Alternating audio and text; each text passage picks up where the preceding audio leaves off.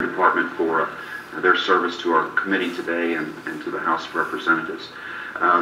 Mr. Ramirez, at the outset I want to thank you for your testimony, especially with regard to Agents Ramos and Compion.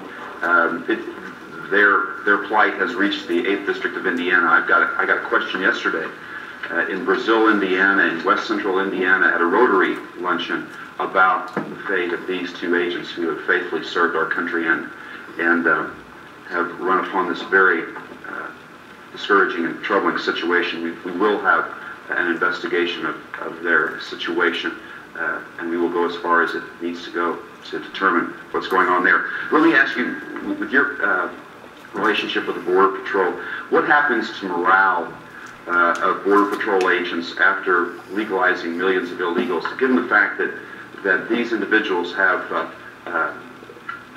for their entire professional life sought to enforce our immigration laws, secure the border, and some of them, in fact, as you and all of us know, have given the last full measure of devotion to that calling and have perished as a result in the line of duty. What happens to the morale of these folks if we decide that what they've been doing for years is now going to be rewarded with legalization?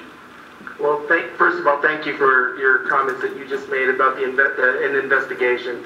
On behalf of the families, I'd like to thank you for that. But with regards to the patrol morale, and I've received a flood of emails from agents from all over this nation, from as far as Puerto Rico to San Diego, as far north as Blaine, all the way to Maine. Agents all over this nation understand what this case means. The morale has been shot. It has lowered ever since the reorganization into the Department of Homeland Security from Legacy INS.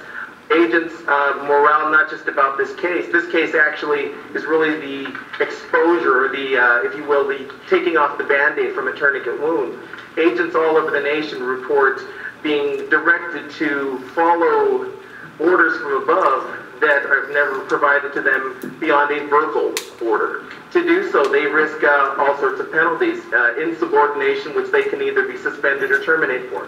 For example, the pursuit policy is a fine example of that. In a letter I saw dated in 2003 by the current Deputy Chief of the Border Patrol, Luis Barker, one of the things he did was actually stated to the agents why they are not allowed to engage in that policy, and as a result of that, one of the things that happens is they could be fired. The gentleman's time has expired. The gentlewoman from Texas, Ms. Jackson Lee.